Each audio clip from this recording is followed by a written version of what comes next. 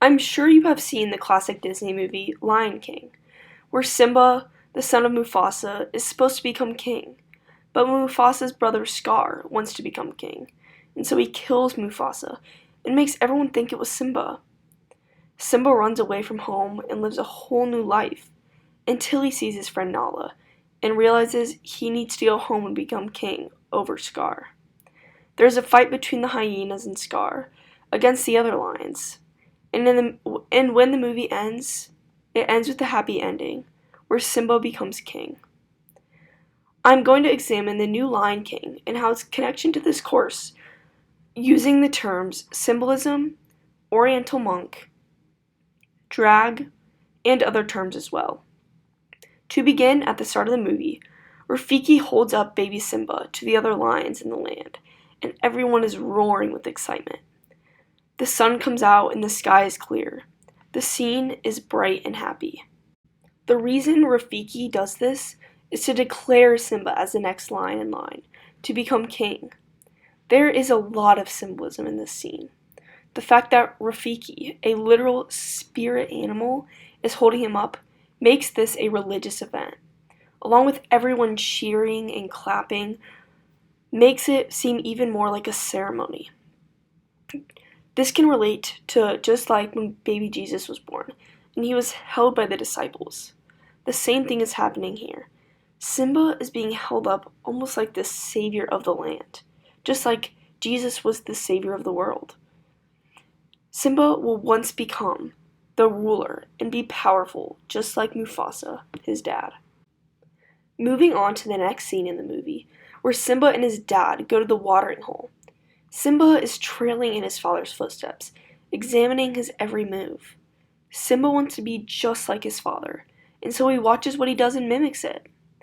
Mufasa has a huge roar and is big and strong, whereas Simba is just a baby.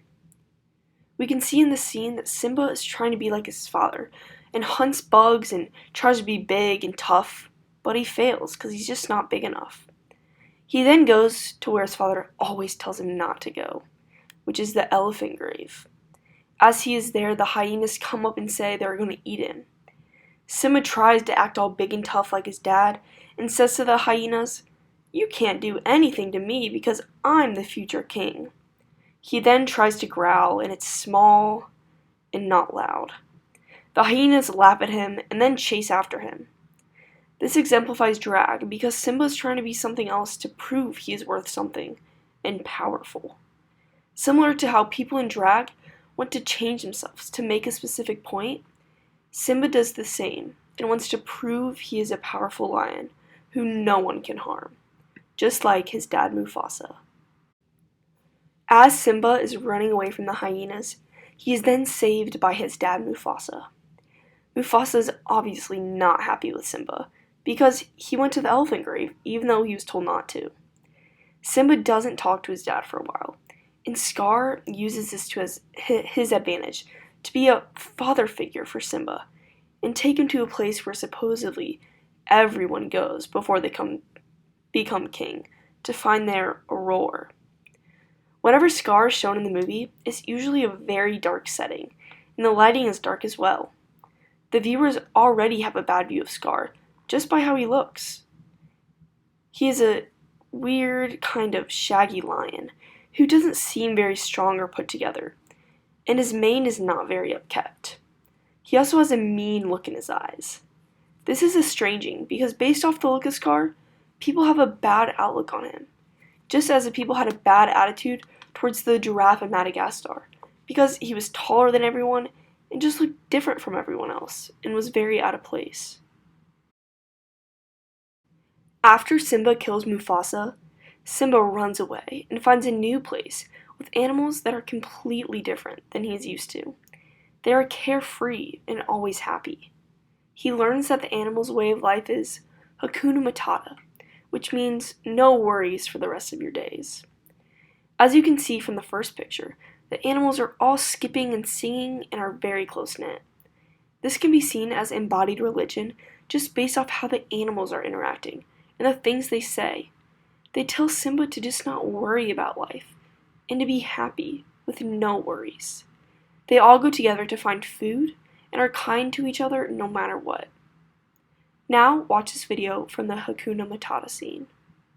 Matata, Hakuna, Matata, Hakuna, Matata, Hakuna, Matata. It means no worries for the rest of your days. It's a problem-free philosophy.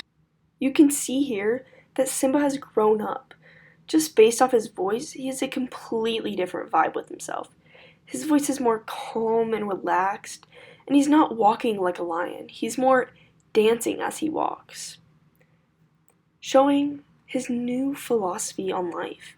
He has no worries in his world until he runs into Rafiki and Nala. After some time in this new place, Rafiki finds Simba and asks him who he really is. Simba says that he is a nobody. And once Simba realizes that Rafiki knows his father Mufasa, Rafiki says, "Who are you?" and then reminds Simba that Mufasa is still alive and takes him to the water. When he is at the body of water, Rafiki tells Simba to look in the water to see if he sees his father. At first, he doesn't believe Rafiki, but then his father slowly appears in the place of Simba's reflection, and Simba can hear Mufasa speak to him through the clouds and tell him, "You must take your place in the circle of life and remember who you really are, the one true king. I never left you and I never will. Remember who you are." This is the turning point in the movie, and Rafiki helps Simba to realize that his dad never went away, and that Simba is Simba, son of Mufasa. Simba is the bridge figure to the lost hope of the land, and helps his animals get back the land. Rafiki is the oriental monk, because he is a monkey, not a lion, and he is old and wise and has connections to spirits, unlike Simba. But he preaches to Simba and gives him wisdom.